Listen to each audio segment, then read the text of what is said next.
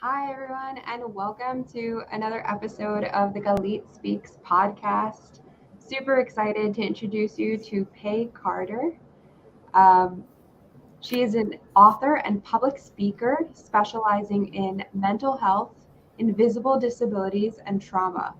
They live with multiple conditions such as Ehlers-Danlos, dysautonomia, PTSD, autism, and avoidance restrictive food intake disorder. Pey and her daughter releasing their first picture book, Bendy Bones and Stretchy Skins, an Aller-Danlos book this fall. I'm so excited to have you here, Pei. Yeah, thanks for having me. Yeah, so talk to me a little bit about what you and your daughter both have, and can you kind of explain the syndrome and Oh, what the yeah, sure. So, Ehlers-Danlos syndrome is a collection of tissue connectivity disorders. So, basically, for somebody that has EDS, the collagen in their body is faulty. And of course, our whole body is made up of tissue, right? So, when that tissue isn't made correctly, it can affect almost everything. So, how I kind of like to say it is it's kind of like, say, building a body with a glue stick versus using super glue. right? that's Yeah, the basics. There's multiple different subtypes. My daughter and I have the form called hypermobile. So while there is some hypermobility in everyone that has EDS, we are very, very, very hypermobile. So everything from our neck down to our toes. You can kind of think it as some people used to say double jointed. So it's similar to that, but with literally all of our joints. wow. Yeah, and so one of the things that happens with invisible disabilities is that you don't look sick. And so people think that you're making it up or pretending or just looking for attention. Have you encountered that? Sure. So with Ehlers-Danlos, it's very common because it's a tissue connectivity disorder. It has a comorbidity with everything, pretty much. Autism, which I have, the postural orthostatic tachycardia syndrome, dysautonomia, pretty much all of my conditions, there's a comorbidity with EDS. And I have 8 different ones. And they're all invisible, most impacting me physically. So I am the poster child of invisible disabilities. So I do encounter a lot of issues in the community. So advocacy is just really important to me. For example, when you think about disability plates, the kind of common, idea within society is, it's got to be something physical. Like we have to physically see you can't walk, or you have to be missing a limb or elderly. And, when you see people that don't fit those categories, right, it's very confusing for people. And for me, so my EDS does cause like chronic joint pain. I've had bones fused, things like that. But actually, the primary reason why I have my disability of plates is because my body doesn't regulate temperature. When I was 29, I got shingles, and it damaged different parts of my autonomic system, including the ability to regulate temperature. So basically, like the internal thermostat in my body is broken. So I don't sweat. I haven't sweat in about 7 years. Well, So I don't know when I'm overheating. My body doesn't do what it's supposed to. Same thing with the cold. And so, when you're in an air conditioned car and then you get out into the, 80 plus heat and humidity in the Midwest and then into an air conditioned store, my body can't regulate those quick changes, very severe changes. So I can get very dizzy. I can pass out on occasion. And so I have disability plates so I can be as close to the store as possible, because sometimes Target, Walmart, etc. is really busy and you have to park all the way down, and it's such a hard adjustment for me. But people don't know that. They don't understand that. And even, along with that dizziness, I have a walker that sometimes I use, and it's not because of difficulty walking, but because if I get dizzy, I can have, something to sit on. So I don't use a walker correctly, like how people think a walker should be used. So every day, I'm reminded about, the advocacy work and what people with invisible disabilities experience, because, I've had people approach me. I've had people take pictures of me getting out of my car. I've had one time using my walker with a basket. I turned to like look at a table. We were at a fair, and I turned back and there's garbage. Somebody put garbage in my walker. So there's like advocacy work is it's just part of my daily existence.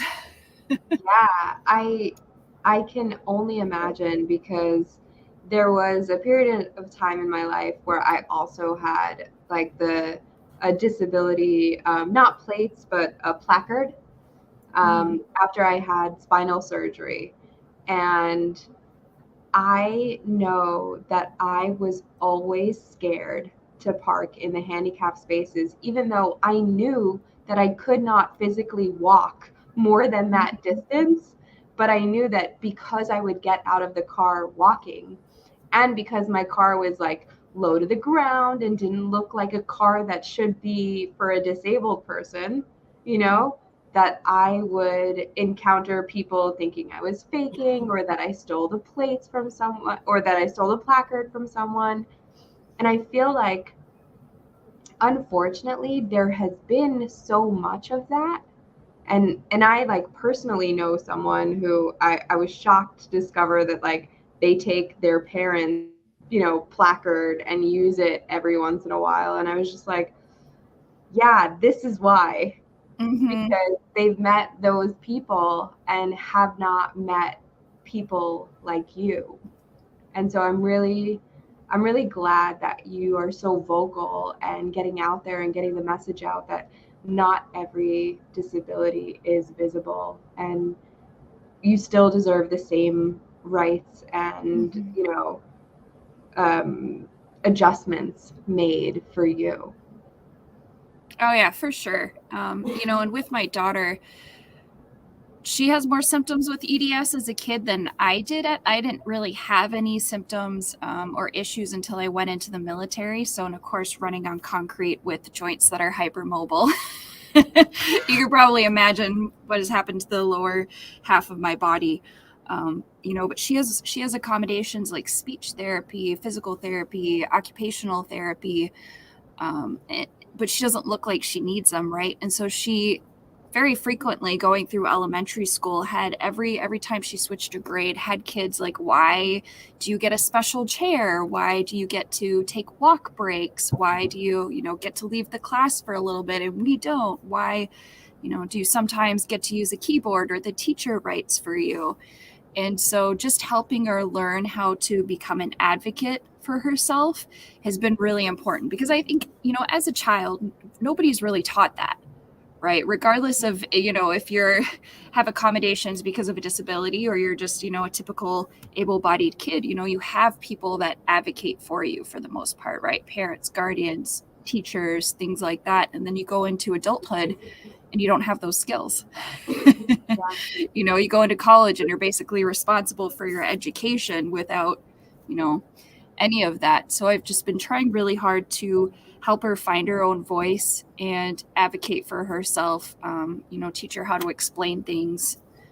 So I was very proud that, she's leaving elementary school now, that she wanted to do this picture book to help other kids that have EDS or invisible illnesses know that they're not alone, and that there's other kids that are going through that and experiencing it. But then also for typical kids to understand why going to school can look different for others. Yeah. So. And tell me a little bit about the process to getting diagnosed, because you said that it didn't happen for you later in life, but it's happening for your daughter. I guess you were able to recognize the symptoms, but what happens for, like, let's say a parent doesn't know the symptoms and they're just trying to get it figured out? What would be the process for them? Well, Ehlers-Danlos is hereditary. I think, depending, I don't know the info about every single subtype. I know with the type that I have, it's a 50-50 chance. So my daughter has it, but my son doesn't. He does have some like flexibility in some of his joints, but it's not to the point where he has, an official diagnosis of EDS. So usually there's some sort of idea. With her, she was very, very, very bendy, very bendy. And when she was a little kid, So with EDS, because it affects the tissue, you get fragile skin, poor wound healing. So you get, infections easy, cuts, bruises, things like that. She had chronic ear infections as an infant, like back to back. She had tubes twice. So she spent those, if you want to say, formative years, right, when a toddler is learning how to speak, basically being underwater. And so that's why she still has speech therapy. But we noticed, gosh, okay, she's really flexible. She's having some other like GI issues and things like that. That's common with EDS because tissue connectivity disorder. So I kind of suspected. Once I was diagnosed, I was immediately like, I'm going to take my kids to get checked out because I want them to know. Like I said, I didn't know. I think in high school, occasionally I had foot pain and a doctor was like, oh, your foot's, it's a bit flexible. It wasn't until I went into the military and started having some really like excruciating foot pain that I went to the doctor, and even then they didn't know it was EDS. So to give you an idea, right, if your foot is flat on the ground, you can kind of turn your toes like here, right? Yeah. I could turn mine all the way over. Whoa. Okay. Yes. And so, I had my first major surgery when I was 21. I had my left foot permanently fused. I still didn't know that I had EDS. It wasn't until, I got shingles and I got POTS and dysautonomia, and I was going through physical therapy where they're just like, we're not going to touch you here because you're hypermobile here, you're hypermobile here. And then, being in the POTS and dysautonomia community, you hear EDS come up a lot. And so I was like, maybe I should go get, examined. For me, I was really lucky. I have 100% VA rating. So I have a service connected for PTSD. So I went to the Madison VA, and they work a lot with UW Health as well. Like some of the UW Health doctors, come and fill in at the VA. So I got diagnosed pretty quickly with EDS. So it's very lucky. Well, it took me a while to like actually find out I had it. Once I got diagnosed, or it was kind of, all right, I probably have this. I was diagnosed very quickly, which isn't true for most people with EDS. It can take about 7 to 12 years and 5 to 7 doctors to get diagnosed. So once I found out, I immediately took my kids to see a doctor because I didn't want them going into the military or some other occupation when they're having their first major surgery by 21, their second at 25. And I think, so correct me if I'm wrong, but one of like the keys that I found to really getting the diagnosis is, as crazy as it sounds, but like if you know something is wrong, then don't trust the doctor who is telling you it's not wrong, and just keep advocating for yourself over and over and over. I know that has been my experience. First as a teenager, I had severe spinal issues. I had severely herniated discs, and it presented as knee pain, and I just kept going to doctor after doctor after doctor, and them told me I was crazy and that I was pretending for attention. And then another one wanted to do like an exploratory surgery on my knee, just so that I would shut up. And this was at 16 years old, and my mother was like, she's not crazy. Like, I know that there's something wrong. And it took just, I think it was maybe the 6th doctor to say, hey, did anyone look at your spine? Did you ever get an MRI? And I was like, no. And then found out I had the spine of a 50-year-old construction worker at 16 years old.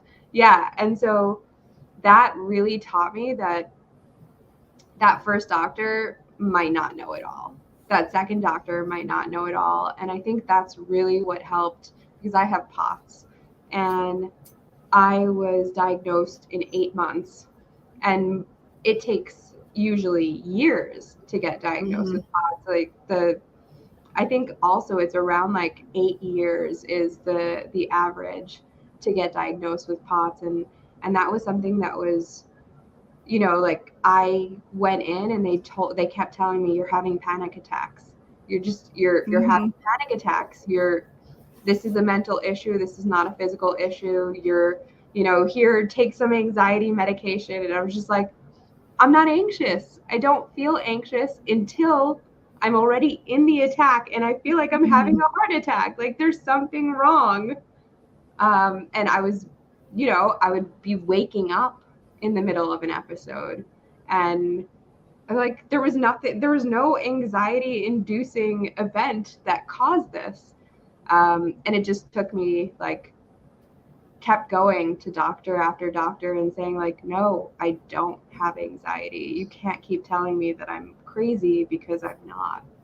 And I finally got my diagnosis. So I think it's really important for people to understand that they need to advocate for themselves, because the medical community is not going to do it for you.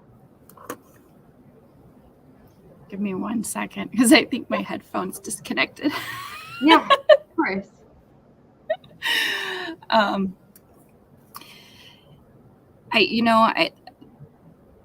It's very common for, I think, things to, oh, it's anxiety or you're making it up.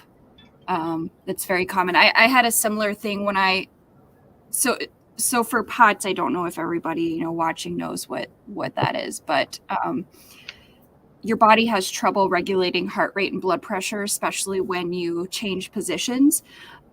So I got the shingles, and I was very active before then. I had PTSD due to military sexual trauma, but I was hiking and walking like 3 to 10 miles most days.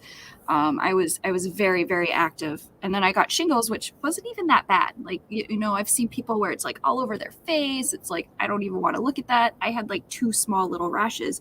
And then all of a sudden, like, I couldn't stand up without getting dizzy. I couldn't help my son tie his shoes. I couldn't even like empty the dishwasher. Like I literally all of a sudden could not do anything. And, I went to my doctor at the time, who was a female physician, and she sent me to cardiology, and cardiology's like, oh, your heart's fine, because, POTS is really a neurological condition, right? It's your brain thinking I'm not getting enough blood, or, and so it's making your heart react in ways, but it's not your heart on its own. And it came back fine. And she's like, well, you have a PTSD diagnosis, so I think it's really just anxiety, and I said, I don't get anxiety trying to help my son tie his shoes. I don't get anxiety trying to empty and load the dishwasher, like, or standing up, at home. I'm not, it's not like I'm out in public and I'm all of a sudden having, a panic or anxiety attack. Like, these are really like basic daily living things that I can't do.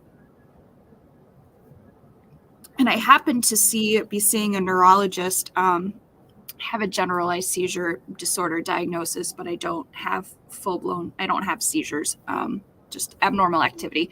But I have to go, check with the doctor every 6 months, about the med and everything. And I happened to see him a couple of weeks later, and I'm explaining to him like what's going on and how dizzy I am. And he's like, I think you have POTS. And he's like, I see that in a lot of the elderly patients that I have. I'm going to send you off for testing. But it's definitely been more than one occasion where it's, like, you're making it up, you're exaggerating your symptoms, and it's frustrating. The biggest battle that I have is with the VA system. It's a struggle. I feel like 70% of my advocacy work and stress comes from trying to get care through the VA. Especially since I have some that are considered rare. It's, the VA provides a lot of medical services, but if there's something that you need that they can't do, or, it's too far out, or you're too far away, they send you into the community to see, a civilian doctor or a regular doctor. And they'll do this where they send me to see specialists. Some of them are like top 3 in the country for their specialty for a treatment plan, and then they don't want to follow it.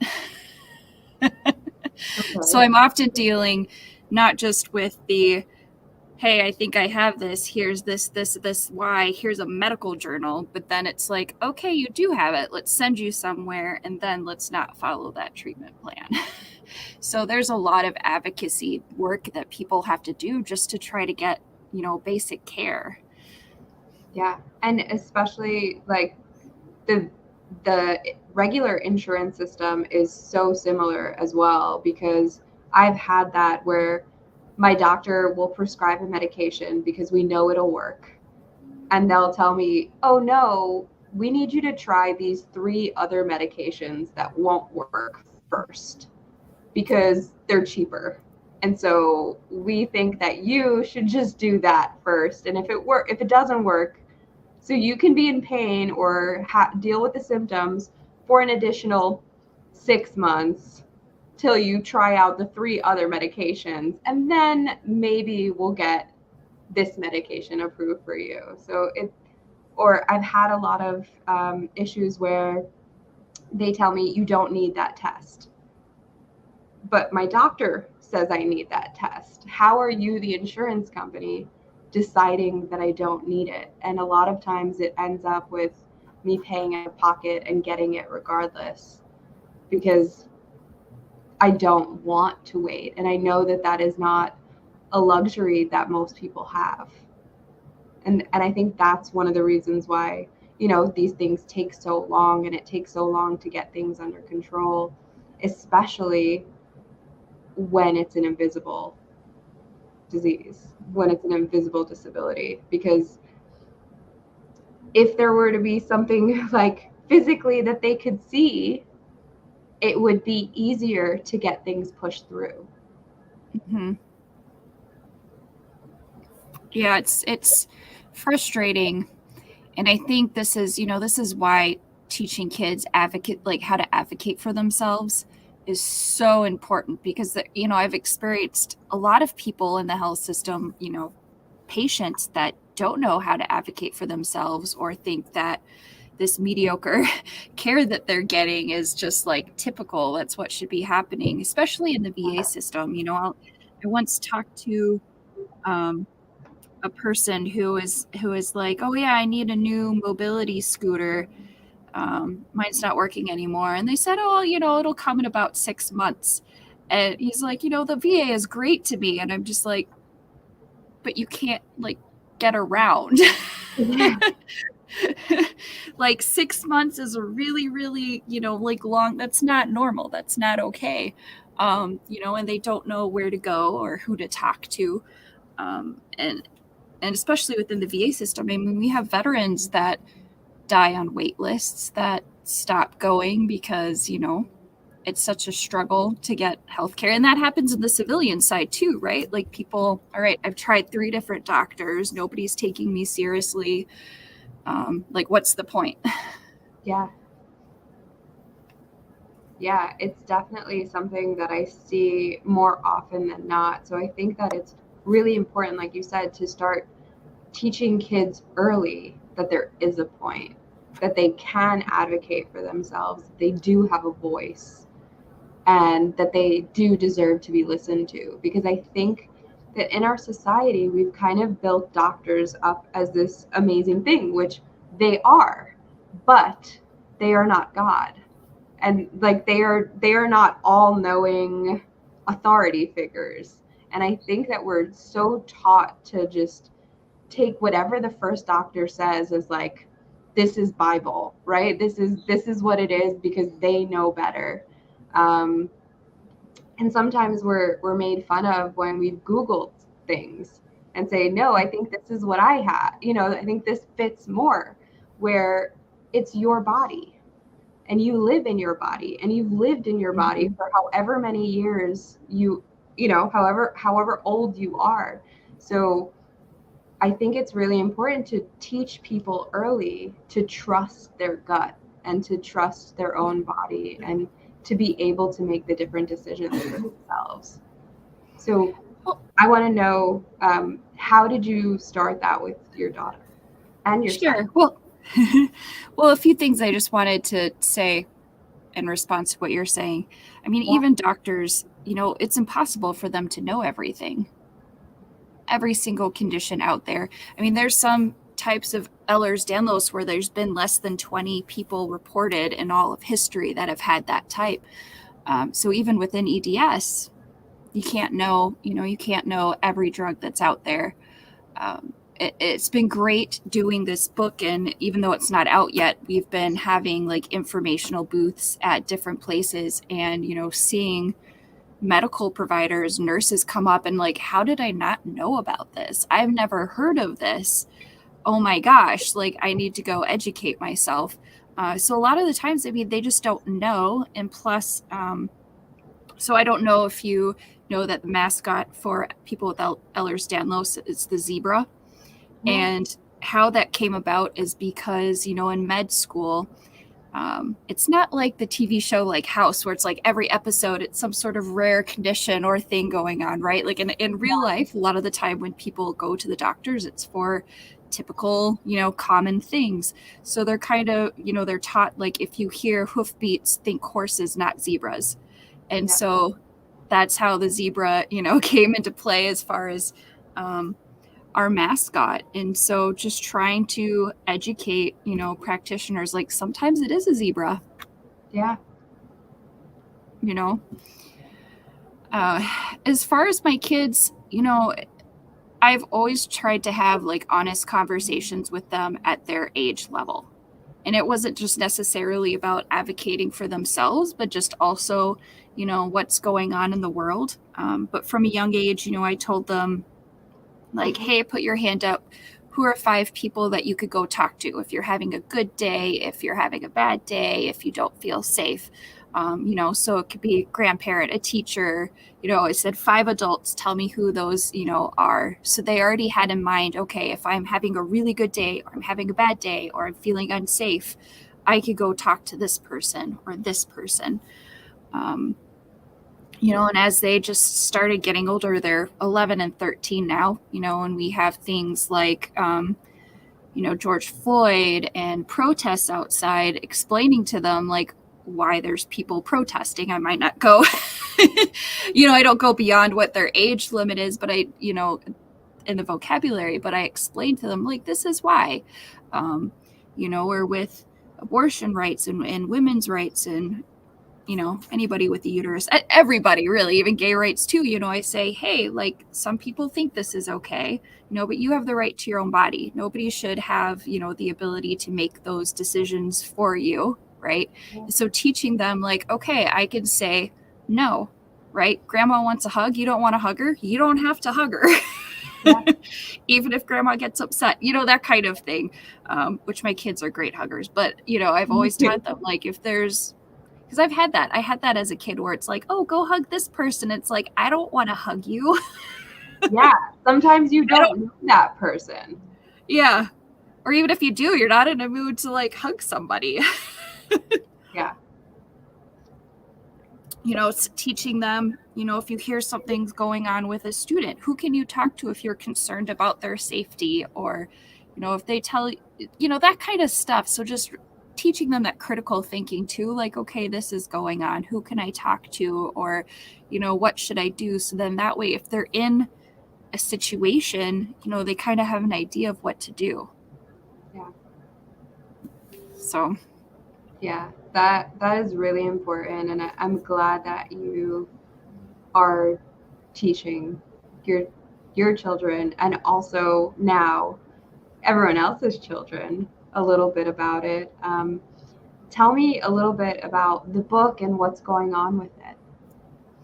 Sure. So every year, I've had to go to Abby's classes, Abigail's classes in elementary school to explain, like, Ehlers-Danlos. She was having a hard time. It's hard for her as a kid to try to explain to other kids, right, what EDS is.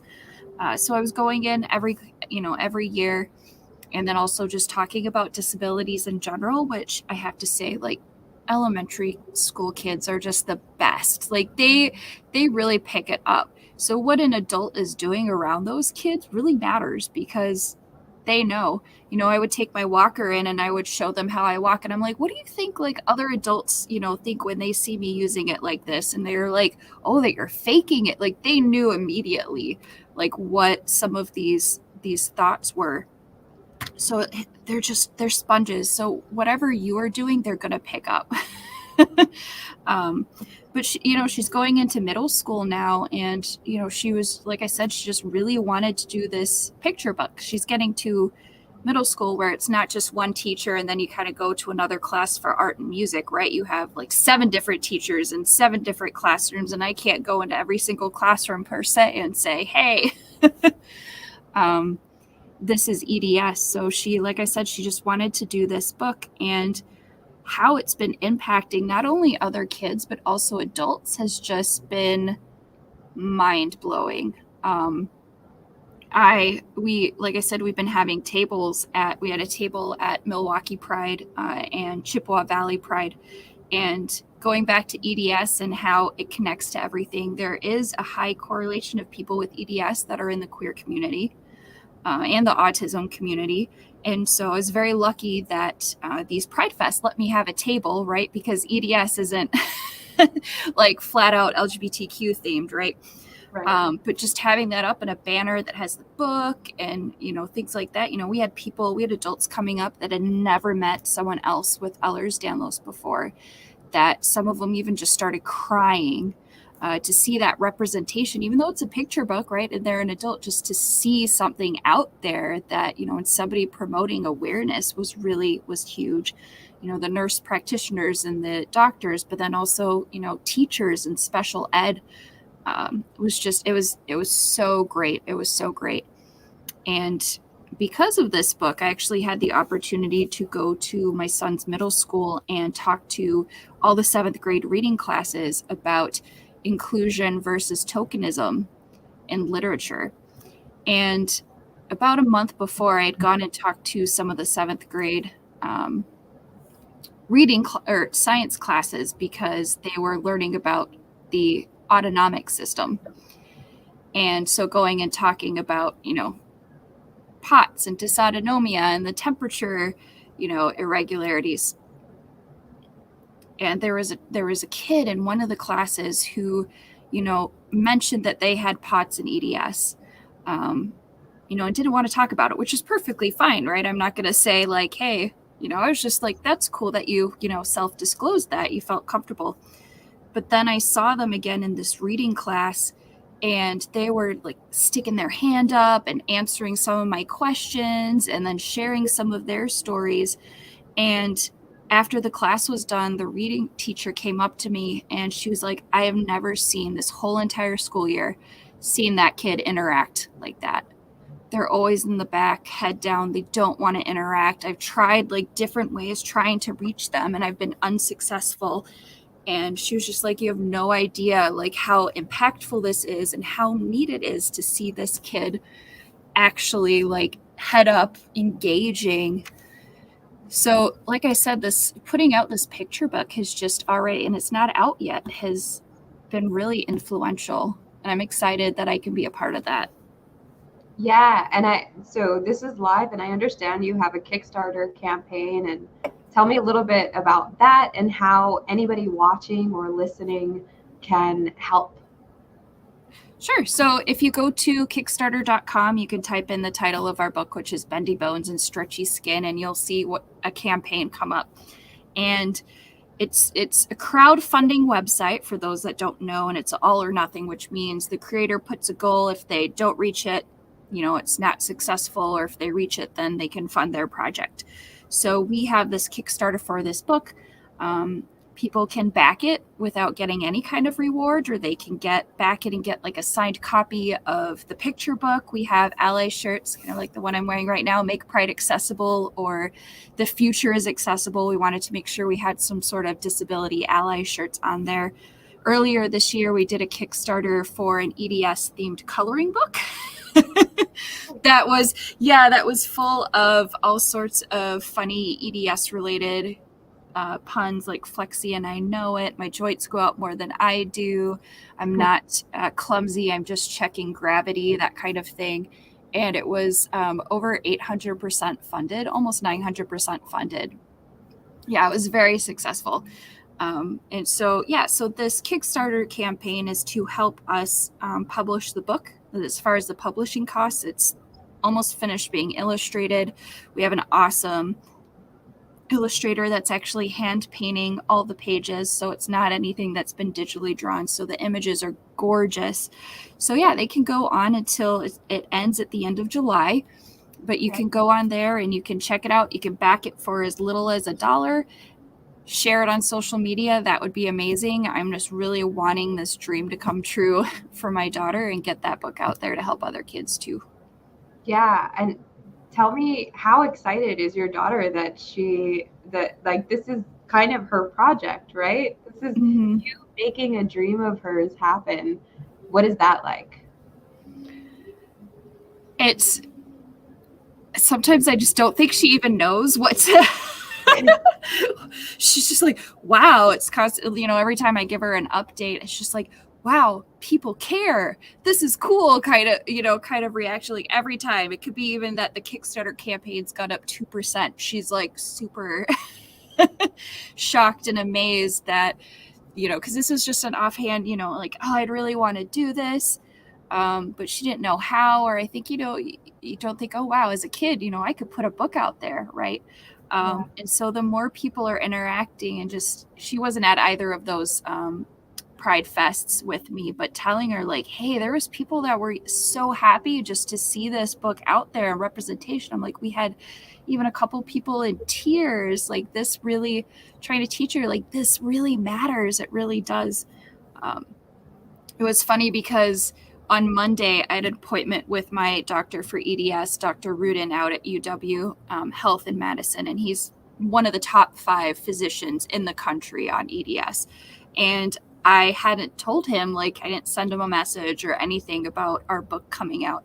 And I'm sitting there waiting, and of course, he's a very busy doctor. New patients, it's like a 2 to 3 year wait list. Like he's very in high demand. But he pops his head in quick to say, I'm just going to go do this quick, but I'm really excited about your book, found out about it, want to talk about it with you.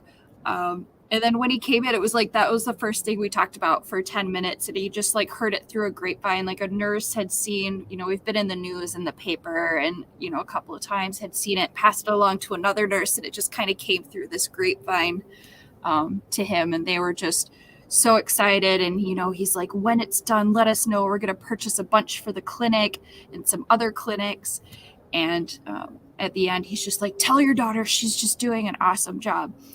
And, at the, afterwards where they have the after summary visit, right? And they have number 1, these are the 2, 3, 4, 5. These are the things that you're going to do right before the next appointment. Number 1 was congratulations on the book with lots of exclamation marks. So that's even in my health record. So it's happening.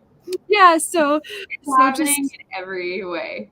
Yeah. So just, telling her that hey, one of the leading doctors in the country, right, for EDS is super excited and is really proud of you and very supportive. I think it was just wow. Okay. Wow. Yeah, that's really awesome. And I'm sure that changes her perspective, right? It definitely changes the way that we think, because I know that at her age, I thought I did not have any influence. I was like, I can't make a difference. There's nothing that I can do that will change anything. And it's not true. And especially today, when there's so much access to information and social media, and you have a voice. Every single person now has a real voice and a real chance to be heard. And I think it's really important to teach people as young as your daughter and younger that they can say things and make a difference. Mm-hmm.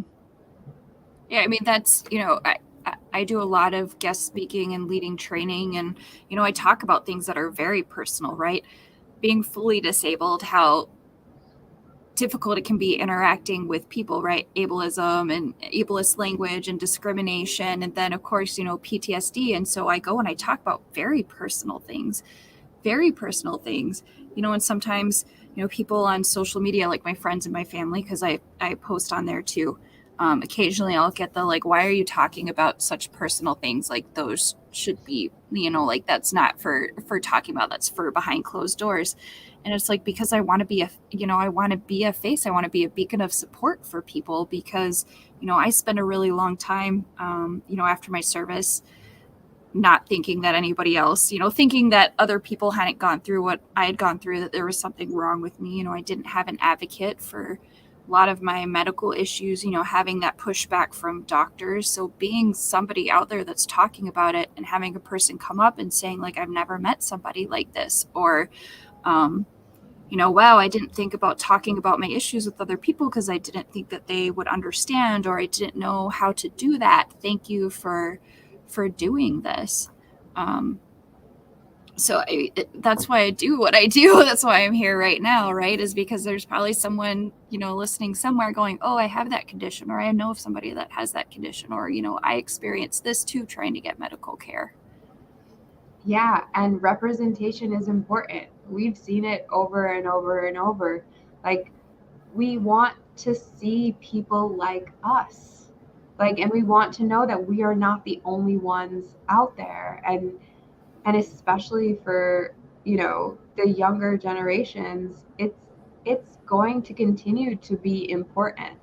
And we can't just stay behind closed doors and, like, not talk about things. It's the same reason that I share everything that I share, because I didn't know people like me, and I had no support. And if you keep not talking about something, nothing happens.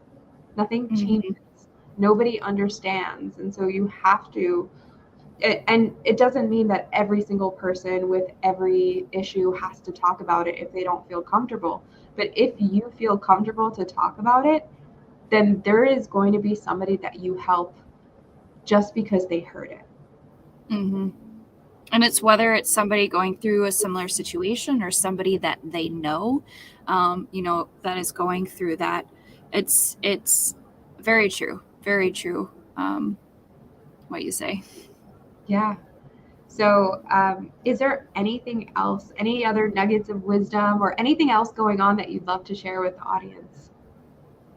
I think just going back to that, if you've got a child in your life, whether it's, your own kids or somebody else's kids or grandkids, you're involved with kids in any way, right? Try to, get them to understand and relate and figure out how people, can be different from them. And that's not scary.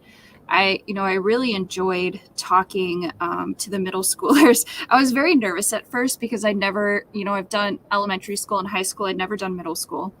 And it was at my son's school. And so I'm like, you're getting to that age where it's not cool to be seen with your parent. Like, I'm getting asked by these teachers to do this, but I will say no. I will say no as much as I want to. I will say no if you have a problem with that. And, he's just kind of like, no, I don't care. But his class was the first science class that I talked to, and he was like hiding behind friends the whole entire time I'm talking. But as soon as I was done, which was, 5 minutes before the bell rang, he like came over and talked to me. He's like, no, you did really good. It's cool. And then at the end of the day, when I picked him up, he's like, I just had everybody coming up to me and saying they really liked you being there. Cause I talked to every like, their school's big enough where they have 3 science teachers. So that was when I talked to one full like teacher all day. And then he was even getting text messages and messages in Snapchat. And then I talked to another science class, and I even got a makeshift card afterwards because there were students that wanted to say, like, thank you, and that they didn't know this stuff about disabilities. I even had some come up to me like after school, just really wanting to talk to me. And then going into that reading class and teaching, the difference between tokenism and inclusion, and how the books we read, the movies we watch really shape how we interact with people that are different than us. I hope I'm not going over, am I? No. Okay. I could talk about this stuff all day. Perfect. But and they're so smart. That's the thing. Like you want to, like, oh, kids don't want to learn or they're not interested. You just have to find ways that are engaging. Every time I go in, I'm like, look, hey, I am here. I'm not going to just stand up and talk to you. I'm going to ask you questions. I'm going to ask for your input. I don't want to listen to somebody just up there straight talking for, 45 minutes and have no kind of like dialogue or interaction. And I tell kids I'm very comfortable, because I've been talking about this stuff for a very long time. I'm comfortable with answering the questions that, maybe they've never felt comfortable asking someone before, but it could be really, beneficial to their, to their learning. And so, talking about what I did was I kind of wrote like groups, like different communities up there, or even just like I said, hey, veteran, like, what do you think of immediately when you think of veteran? And it was like old white man. It was like literally every class was like old white man. And then combat was basically, it, and going through, well, I served in the military, like I never deployed, but I have PTSD. I served when I was young. Okay. So, how does that shape how you interact with me if you think this is, only what a veteran is, and I had, I even wrote things like, the elderly. All right, what do you generally think about, oh, they're old, they can't move, things like that. And, I said, hey, raise your hand if you have, a grandparent or, an elderly person that doesn't fit in this. So maybe they, they're 80 and live at home by themselves, or they're not in a nursing home, or they can walk just fine, and so you'd have people that did that. And then people, that would say, they only knew people that kind of fit into those, and saying that's going to shape how you interact, right? If you have a grandparent that's very active, you're going to see that as a spectrum, right? You're going to know that there's some, then there's some aren't. And if you only have experience with elderly people that are very restricted, that's what you're going to assume, people are like. If you grow up in a community that's mostly white, what you're going to learn about people that have different race and ethnicity and different religious beliefs comes from, what the adults teach you, but then movies and TVs and books. And those usually, perpetuate stereotypes. I would have, I asked some of my friends that are part of different communities, like, hey, what really frustrates you about, media, and how people in your community are portrayed? And as someone that does a lot of social justice work, there was things that came to mind for me right away. And then there was things that, wow, like I didn't even think of that. So, having, people that are, I have a couple of friends that identify as Black, and, saying like, oh, they're always the comedic relief, right?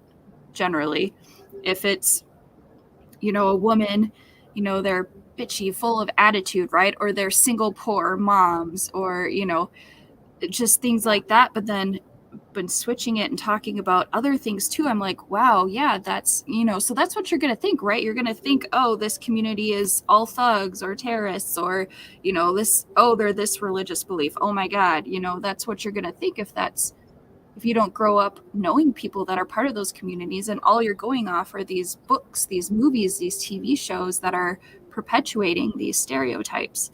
And explaining, like there's going to be people that fit into these stereotypes, right? You do have elderly that are in a nursing home. You do have disabled people that are in a wheelchair that, you can physically see, their disabilities. You have veterans that are old white men who have served in a war, right?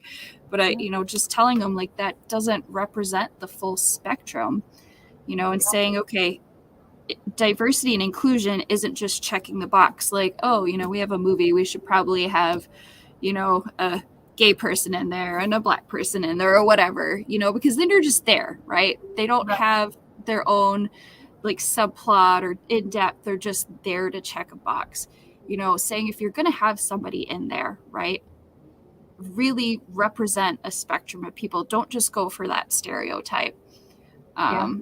And so just having them really interact, and asking them like how, I asked anybody like, how do you feel when you see a character like yourself, or you read about a character about yourself? And, there's people that would say like, I don't feel alone. I know that there's, even though it's a fictional character, for example, like there's still somebody there that I'm reading about, a character that I'm reading about that mirrors my own. Or maybe like, oh, wow, you think you have this condition that you're really limited. And oh, wow, we're learning about this person that's a scientist or, whatever it is. And asking them like, how would you feel if you never read a character that you could relate to, like, how would that make you feel?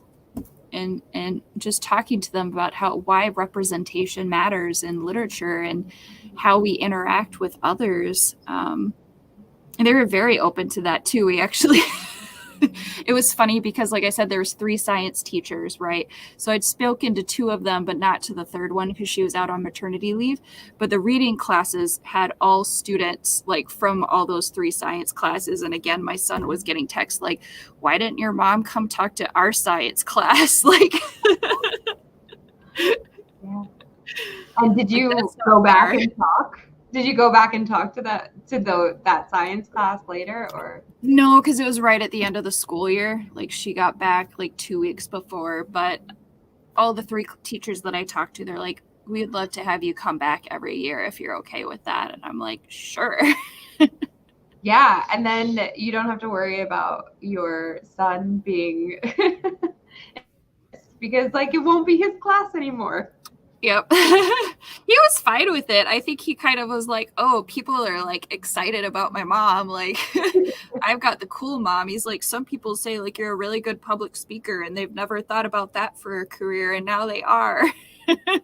So it's kind of like this, yeah, my mom's cool type thing. But now my daughter is going to the same school, but she's used to me coming and talking to our classes. So I don't think there's going to be, any issue there, but that's really kids awesome. want to learn, you engage them, they want to learn.